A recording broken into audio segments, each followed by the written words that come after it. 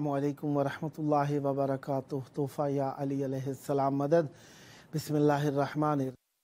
अल्लाहुम्मा सल्ली अला फ़ातिमता व अबीहा व बअलिहा व बनीहा वस्सिरिल मुस्तौदअ फ़ीहा बिअददि मा अहाता बिही इल्मुक व मा अहसाहु किताबुक ला सय्यमा बक़ियतुल्लाहिल मुंतज़र अज्जलल्लाहु तआला फ़रजहु शरीफ। करबला ईमान का हिस्सा क्यों, किस लिए? क्योंकि करबला की याद इमाम हुसैन अलैहिस्सलाम की याद है। इमाम हुसैन अलैहिस्सलाम की याद रिसालत माब ख़त्मी मर्तबत रसूल आज़म सल्लल्लाहु अलैहि वसल्लम की याद है। निस्बतें हैं, ईमान की बका है और रसूल का रिसालत का अज्र है। जिस तरीके से आप जानते ही हैं कि आज 3 मार्च अप्रैल 2023 ईस्वी है और 12 रमज़ानुल अज़ीम 1444 हिजरी कमरी है और पीर का दिन है। पीर का दिन दो पीरों इमाम हसन मुज्तबा अलैहिस्सलाम, इमाम हुसैन सैयदुश शुहदा अलैहिस्सलाम का दिन हुआ करता है। आज के दिन हम इन दो बुज़ुर्गवारों की मेहमान नवाज़ी में रहे और हम अपने प्रोग्राम की किस्त नंबर 1132 बारगाही अक़दस अहले बैत अलैहिमुस्सलाम में हदिया करने लगे हैं। जिस तरीके से आप जानते ही हैं कि आज का दिन अहले बैत अलैहिमुस्सलाम की मुनासबतें, अहले बैत अलैहिमुस्सलाम से रब्त और अहले बैत अलैहिमुस्सलाम से मोहब्बत और अहले बैत अलैहिमुस्सलाम से मवद्दत के हुकूक़ की अदायगी का अल्लाह का शुक्रिया अदा करने चाहने को है। और चाहता हूँ कि अल्लाह ताला का शुक्र अदा करना चाहिए हर नेमत के ऊपर, और ख़ुसूसन जब इंसान को एहसास हो जाए नेमतों का, और नेमत भी ऐसी नेमत का एहसास जिससे बड़ी कोई नेमत ना हो, विलायत अहले बैत अलैहिमुस्सलाम की नेमत।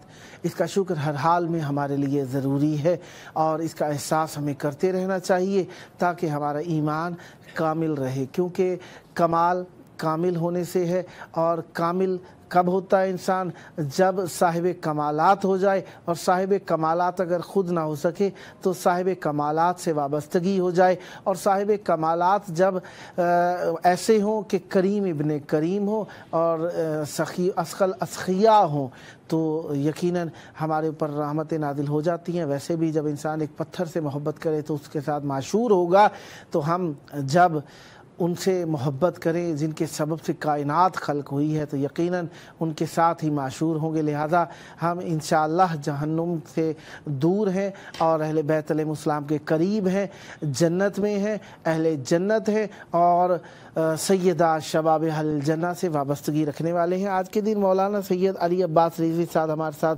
मौला का ज़िक्र करने के लिए, और आयतुल्लाहिल उज़्मा सैयद सादिक हुसैनी अश-शिराज़ी मुद्दतिल्लाहुल आली की तकरीर जो उन्होंने मजमा ख़वातीन में फ़रमाई, और जिसका मकसद बीबी खदीजा सलामुल्लाह अलैहा और तामीर नफ्स और तामीर अमल और गुनाहों से नजात और पाकीज़गी की राह और रमज़ान अज़ीम में बीबी खदीजा सलामुल्लाह अलैहा की याद को अपने लिए मवद्दत का एक ज़रिया और अजर रिसालत करार देना, और बीबी खदीजा सलामुल्लाह अलैहा की सीरत अक़दस से हमें कुछ पंदो नसाहे हासिल करना मकसूद था, और इसमें गुनाहों से बचने की तौफ़ीक यकीनन इख़लाक़ हसना का एक बहुत बड़ा ज़रिया है। इससे वाबस्तगी रखने का एक दर्स था, क्योंकि जब भी इंसान खुल्क़ आला पर, अच्छे इखलाक पर, खुल्क़ हसना पर, बेहतरीन अखलाक पर अमल करना चाहता है तो इंसान चाहता है कि बुराइयों से बचे, अच्छाइयों की तरफ आए। लिहाजा गुनाहों से बचने के लिए अच्छे अखलाक का हो जाना ज़रूरी होता है, और अच्छे अखलाक का इंसान तब होता है जब गुनाहों से बच जाए। हमारे साथ इस वक्त मौजूद हैं मौलाना सैयद अली अब्बास रिज़वी साहब, आयतुल्लाहिल उज़्मा सैयद सादिक हुसैनी अश-शिराज़ी मुद्दतिल्लाहुल आली की तकरीर के बयान और तहलील के लिए। अस्सलामु अलैकुम जनाब सैयद अली अब्बास रिज़वी साहब, मेरी आवाज़ को समाअत फरमा रहे हैं? अस्सलामु अलैकुम। वालेकुम अस्सलाम व रहमतुल्लाह व बरकातुहू। या अली मदद। मौला मुश्किल कुशा अली मदद। कैसे हैं जनाब? खैर आफियत से हैं? खुदा का शुक्र है। मिजाज गिरामी आप और आप तमाम दरकार तमाम अफराद के मिजाज गिरामी कैसे हैं? मौला का शुक्र है और आपकी दुआएं हैं। रमज़ान अज़ीम की अज़ीम नेमतों से और रमज़ान करीम की करामतों में यकीनन खुदावंद मुताल ने आप पर रहमत बरकत नाजिल फरमाई हैं और करबला मोहल्ला में आपकी प्यारी आवाज़ गूंज रही है। तवस्सुल की घड़ियाँ और मवद्दत का नजराना इमाम हुसैन अलैहिस्सलाम की बारगाह में कुछ और ही माना और मफ़हूम रखता है। जनाब आयतुल्लाहिल उज़्मा सैयद सादिक हुसैनी अश-शिराज़ी मुद्दाज़िल्लहुल आली ने तकरीर जो कि मजमा ख़वातीन में इरशाद फरमाई, जिसका मफ़हूम बीबी खदीजा सलामुल्लाह अलैहा और जिसका लुब्बे कलाम बीबी दो आलम जनाब सैयदा ज़हरा सलामुल्लाह अलैहा की वालिदा ग्रामी कद्र रहा। चाहूँगा बीबी खदीजा सलामुल्लाह अलैहा जो कि हर ख़ास व आम, अच्छा व बुरा, अपना पराया, जिनकी अज़मत से आशना है, उनकी अज़मत में इस्लाम पर एहसानात को ज़िक्र किया जाता है। चाहूँगा इन एहसानात को थोड़ा सा वजाहत कीजिएगा। बिस्मिल्लाह। औज़ु बिल्लाहि मिनश शैतानिर रजीम, बिस्मिल्लाहिर रहमानिर रहीम, अल्हम्दुलिल्लाहि रब्बिल आलमीन व सल्लल्लाहु अला मुहम्मदिन व आलिहि त्ताहिरीन। सबसे पहले मैं आप लोगों की खिदमत में और तमाम नाज़रीन की खिदमत में सलाम अर्ज़ करता हूँ और परवरदिगार आलम की बारगाह में लाख लाख शुक्र अदा करता हूँ कि एक तूलानी मसाफत होने के बावजूद आप हजरात ने ये मौका दिया कि हम अपनी आवाज़ को आपके चैनल के ज़रिए से दुनिया तक पहुँचा सकें और ये भी हमारे लिए और इम्तिनान का मकाम है कि हम जैसे लोग हज़रत आयतुल्लाह सादिक शिराज़ी हफ़िज़हुल्लाह ताला की तकरीर पर तज़किया और तहलील करने के लिए बैठें।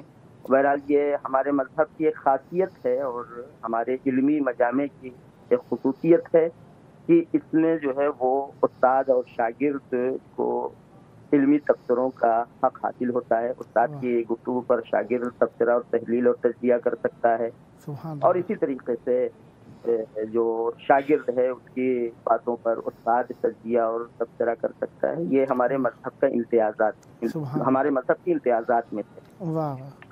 बहरहाल क्योंकि मौज़ूए गुफ्तगू हज़रत आयतुल्लाह सादिक शिराज़ी हफ़िज़हुल्लाह के उस तकरीर का तज़किया और तहलील करना है कि जो आपने ख़वातीन के मजमे में बयान फरमाया है और ख़वातीन के मजमे में आपने जो तकरीर की है, मैंने लफ्ज़ ब लफ्ज़ उस तकरीर को दुंबाल किया है, उसको सुना है। बहरहाल यकीनन ऐसी शख्सियत की ज़बान से जब इस तरह की तकरीर सुनी जाती है तो काफ़ी लुत्फ़ महसूस होता है कि वो हमारे बुजुर्गान जो है वो जब कोई बात कहते हैं तो उस बात को कहने में कद्र दिक्कत और संजीदगी उनके बयान में पाई जाती है और किस बात को किस मौके पर कहना है, इससे यह अंदाज़ा होता है कि आपकी इल्मी मंजिलत क्या है।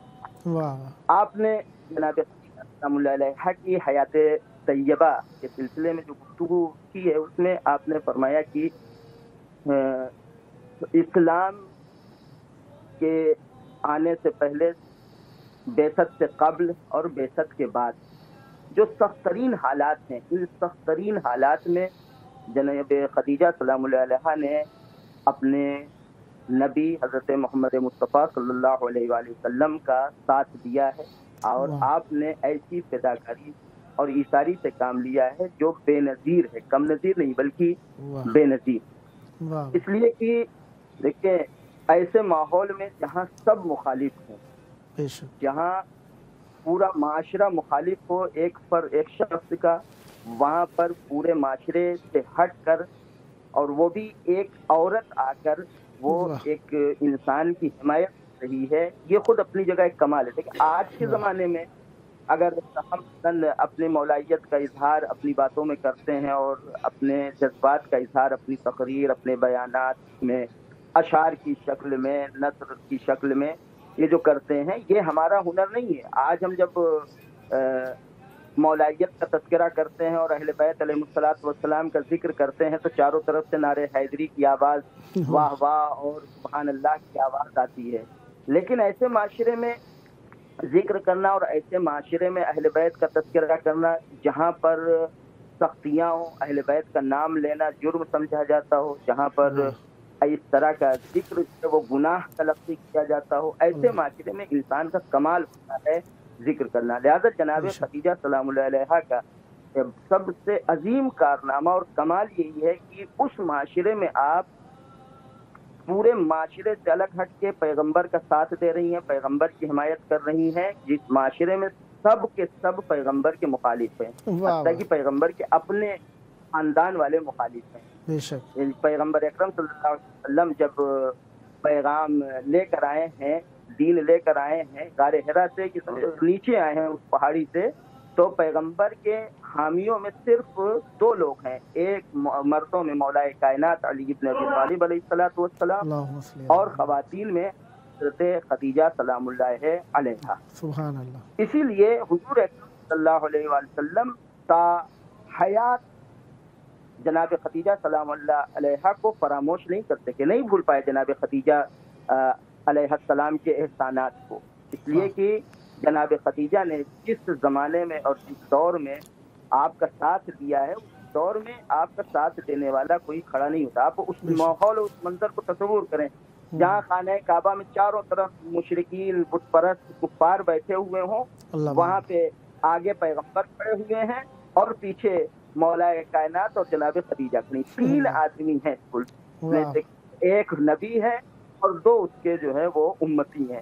اس وقت جہاں پہ سارا معاشرہ کافر مشرک بت پرست بیٹھا ہوا ہے، آج کے ماحول میں آج کی تصور کر لے کہ ان حالات کا جو ان حالات میں جناب خدیجہ ساتھ دے رہی ہیں تو جناب خدیجہ کی اہمیت کا اندازہ ہو سکتا ہے۔ یہی وجہ ایک پیغمبر زندگی بھر جب بھی آپ کا تذکرہ ہوتا تھا وہ صرف تعریف نہیں کرتے تھے، بلکہ عائشہ کی زبانی یہ لفظ ہے احسن الثنا، احسن الثنا، باقاعدہ جو ہے وہ تعریف بہت زیادہ تعریف کرتے تھے، بہترین تعریف کرتے تھے۔ جب تذکرہ ہوتا تھا جناب خدیجہ کے احسانات کا، جناب پیغمبر کی آنکھوں میں آنسو آ جایا کرتے تھے۔ لہذا انہی احسانات ذکر کرتے ہوئے پیغمبر اکرم صلی اللہ علیہ وآلہ وسلم ارشاد فرماتے ہیں کہ اسلام کو استحکام عطا کیا ہے اگر کسی چیز نے تو وہ 2 چیز ہیں، 2 چیزوں نے اسلام کو استحکام عطا کیا، اسلام کو ثبات عطا کیا ہے، اسلام کو قوت دی ہے 2 چیزوں نے، ایک مولا کائنات کے جہاد نے اور دوسرے جناب خدیجہ علیہا کے مال میں۔ خود مولا کائنات علیہ السلام کے جہاد کے ساتھ مال خدیجہ کو قرار دینا یہ اس بات کی طرف اشارہ کرتا ہے کہ اسلام کے تثبیت میں، اسلام کے استحکام میں اور اسلام کو قوت عطا کرنے میں جس قدر مولا کائنات کے جہاد کا حصہ ہے، اسی قدر جناب خدیجہ سلام اللہ علیہا کے مال کا حصہ ہے۔ دوسری جگہ حضور اکرم صلی اللہ علیہ وآلہ وسلم فرماتے ہیں کہ جس قدر خدیجہ کی دولت اور ثروت نے اسلام کو فائدہ پہنچایا ہے، اس قدر کسی دوسری چیز نے اسلام کو فائدہ پہنچایا ہے۔ مال چند سال کہ با پیغمبر خدا جنگیدن همه جور اسلام کو فائدہ نہیں یک نامه نوشتن بزرگ۔ غالب اور بہت ہی قابل غور نقطہ یہاں پر یہ ہے کہ ہمارے معاشرے میں جناب خدیجہ کے مالی تعاون کا تذکرہ زیادہ ہوتا ہے کہ جناب خدیجہ نے اسلام کے نام پر اپنا مال قربان کیا ہے۔ اگر غور کیا جائے حضرت آیت اللہ کی تقریر میں تو آپ کو یہ جو ایک بہت ہی خاص نقطہ اس میں محسوس کیا جا سکتا ہے غور کرنے کے بعد، تو یہ کہ جناب خدیجہ نے صرف مالی مدد نہیں کی ہے پیغمبر اکرم صلی اللہ علیہ وسلم، اس لیے کہ جناب خدیجہ جہاں مالدار تھی، جہاں اس علاقے کی سب سے بڑی تاجر تھی، وہیں جناب خدیجہ کی اپنی ایک حیثیت تھی، اپنا ایک مقام تھا معاشرے میں، اپنی شہرت تھی۔ جناب خدیجہ سلام اللہ نے صرف مال نہیں دیا ہے بلکہ اپنا مقام، اپنا جاہ، اپنا جلال، سب کچھ پیغمبر اکرم صلی اللہ علیہ وسلم کی راہ میں قربان کیا ہے۔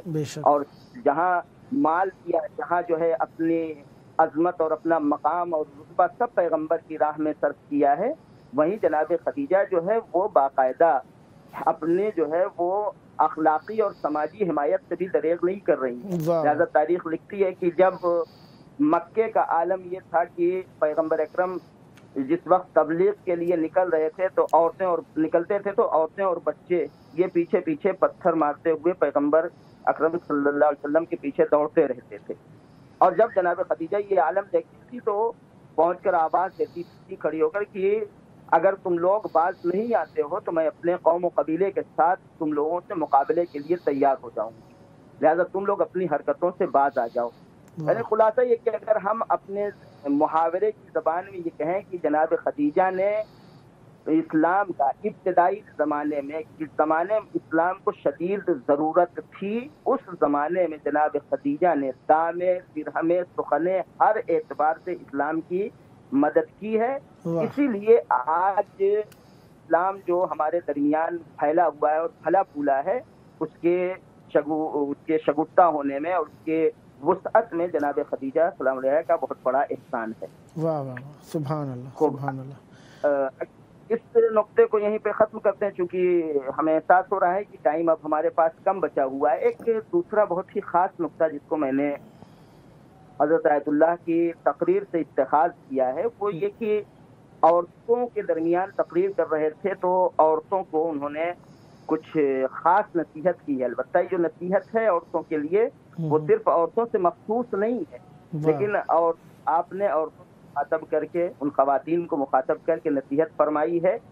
تو ظاہر سی بات ہے اس میں کوئی نہ کوئی پہلو ہمارے معاشرے کے لیے پایا جاتا ہے, لہذا میں اپنے معاشرے کے لیے ایک بات عرض کرنا چاہتا ہوں. آپ نے فرمایا کہ ماہ مبارک کی جو 2 حصے اب باقی بچے ہوئے ہیں, ان میں خواتین کو چاہیے کہ وہ معارف اہل بیت علیہ الصلوۃ والسلام کی طرف قدم آگے بڑھائیں اور اسلام کے صحیح عقائد کو صحیح منبع اور صحیح ماخذ سے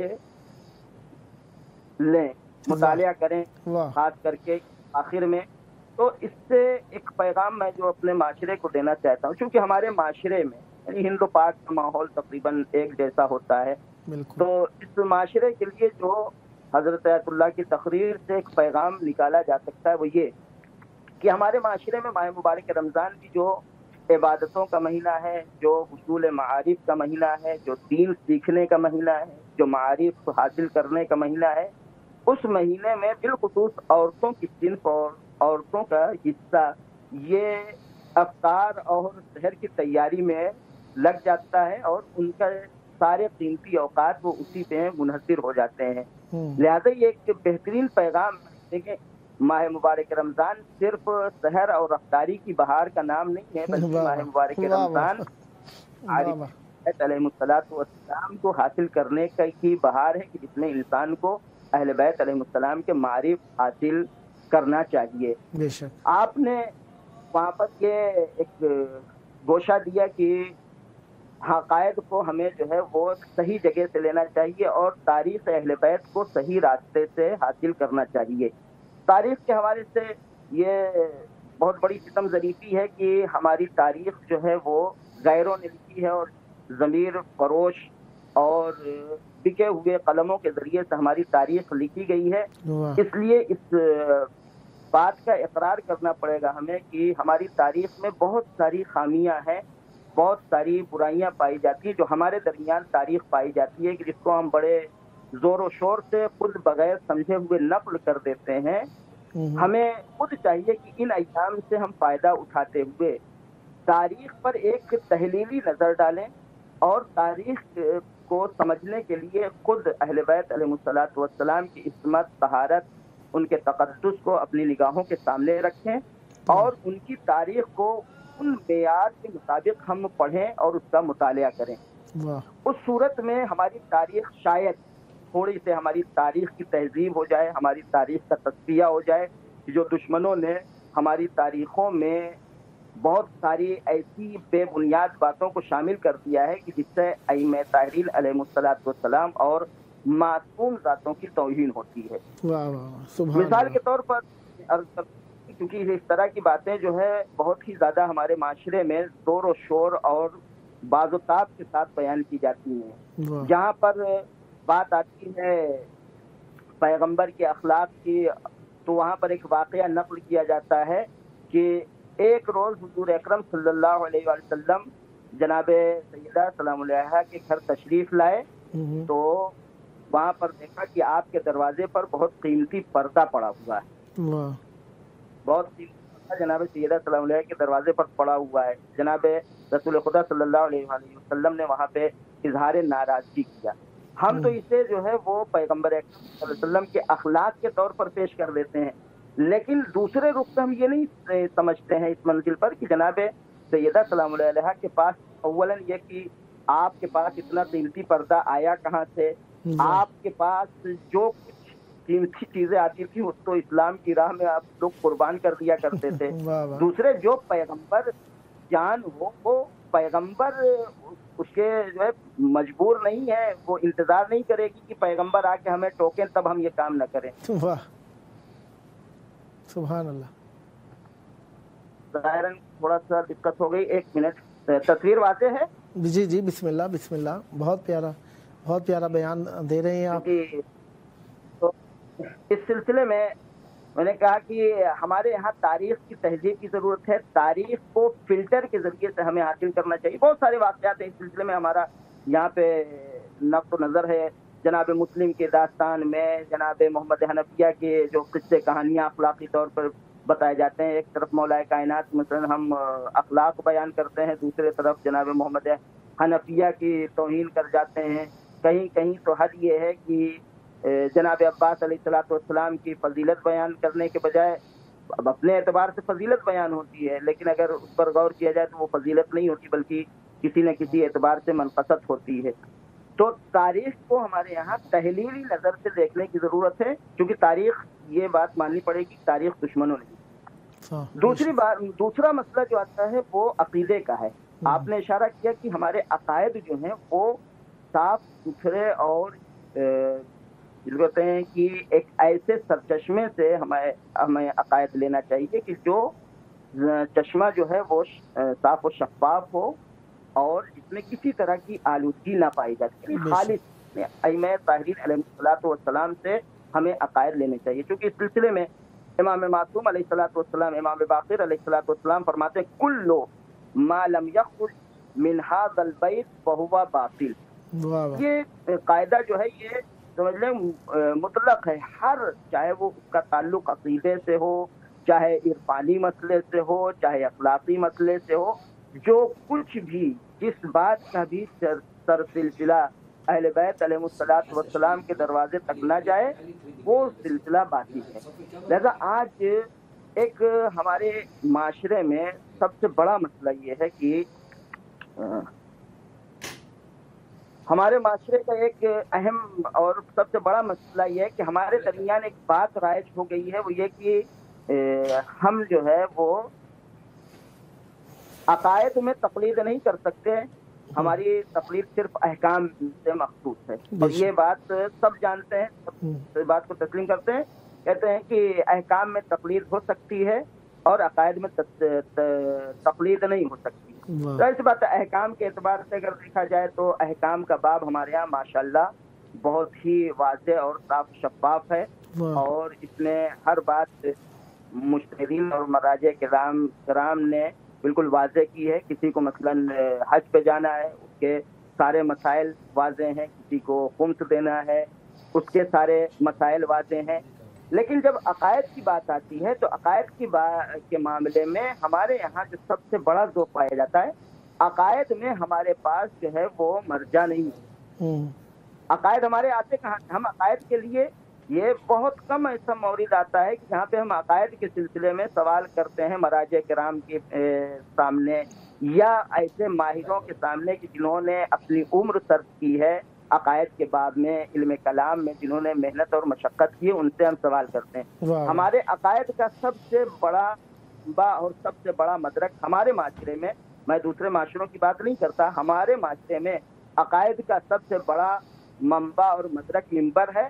اور ممبر کا حال ہمارے یہاں یہ ہے کہ ہمارے یہاں ممبر پہ غیر ماہر لوگ بہت زیادہ ہیں، ماہر بہت کم ممبر پہ ہیں. ماشاءاللہ. لہٰذا جب غیر ماہر لوگ میں وہ آتے ہیں عقائد کو، وہ عقائد کی اصلاح کرتے ہیں اور عقائد کی تبلیغ کرتے ہیں، تو پھر نتیجہ یہ ہوتا ہے کہ ہمارے معاشرے میں ایسے عقیدے پنپتے ہیں اور ایسے عقیدے جنم لیتے ہیں کہ جن کا تعلق اہل بیت علیہم کی زندگی سے بالکل نہیں ہے. لہذا قبلہ 2 منٹ رہتے ہیں ہمارے پاس، 2 منٹ رہتے ہیں ہمارے پاس. ہم کس طریقے سے تبلیغ کر سکتے ہیں اور باورات اور ہم کیسے بن سکتے ہیں؟ چاہوں گا یہ 2 منٹ رہتے ہیں، ہم اختصار کریں تاکہ پروگرام تمام. بسم اللہ کیجیے گا. آج دنیا میں تبلیغ کا جو ہے وہ سب سے بہترین ذریعہ یہی ملٹی میڈیا ذرائع ہیں. سوشل میڈیا یہ بہترین ذرائع ہیں دین کی تبلیغ کے لیے، کہ جہاں سے ہمارے پاس شبہات آتے بھی ہیں، جہاں سے ہم شبہات کا جواب بھی دے سکتے ہیں. اور یہ اس لیے بھی بہترین ہے کہ اگر ہم فزیکی طور پر اگر جاتے ہیں کہیں پر تبلیغ کرنے کے لیے، تو وہاں پہ مثلاً ہو سکتا ہے 100 لوگ ہوں، 50 لوگ ہوں. لیکن جب ہم اس ذریعے سے آتے ہیں تو اس میں محدودیت نہ مکان کے اعتبار سے رہ جاتی ہے، نہ زمانے کے اعتبار سے رہ جاتی ہے، اور نہ ہی تعداد کے اعتبار سے رہ جاتی ہے. لہذا اس وقت پہلا قدم ہمارا یہ ہونا چاہیے کہ ہم خود اگر صحیح دین اور صحیح عقیدے کی تبلیغ کرنا چاہتے ہیں تو پہلی منزل پر ہم ایک صحیح دین صحیح راستوں سے حاصل کریں. دوسرا، صحیح عقائد کو صحیح جگہ سے ہم حاصل کریں. جو ہمارے مذہب کی معتبر کتابیں ہیں وہاں سے ہم صحیح عقائد حاصل کریں. اور اس کے بعد جب ہم خود مطمئن ہوں، یا یہ کہہ لیں جو خود ہم جو ہیں اسپیشلسٹ بن جائیں عقائد اور دین کے، تو اس وقت ہمیں حق بنتا ہے کہ ہم سوشل میڈیا پر آ کر دین کی اور عقائد کی تبلیغ کریں. ورنہ اگر بغیر کوئی اپنی کیے ہوئے سوشل میڈیا چینل بنا کے اور دین کی تبلیغ کا ٹھیکہ لے رہا ہے تو وہ دین اور عقیدے کے ساتھ خیانت کر رہا ہے. اور اللہ کی دین کی خیانت بہرحال انسان کو جہنم کی طرف لے جا سکتی ہے. بے شک خداوند متعال آپ کی توفیقات خیر میں اضافہ فرمائے. قبلہ چاہوں گا آخری وقت چل رہا ہے پروگرام کا، تقریباً 15 سیکنڈ بچے ہیں، اور خداوند متعال کی بارگاہ میں آپ کے لیے دعا گو ہوں. سدا آباد رہیں، سدا ذکر اہل بیت علیہ السلام فرماتے رہیں، اور یہ ذکر آپ کی نسلوں میں جاری و ساری رہے. بہت پیارا بیان دیا، نصیحت، تبلیغ، آیت اللہ العظمہ سید صادق حسینی شیرازی کی تقریر سے بھی آپ نے کچھ مواخذ اخذ کیے. چاہوں گا حجت خدا کی بارگاہ میں ہم مل کر دعا کریں تاکہ ہماری دنیا اور آخرت بالخیر ہو. اللہم عجل ولیک الفرج.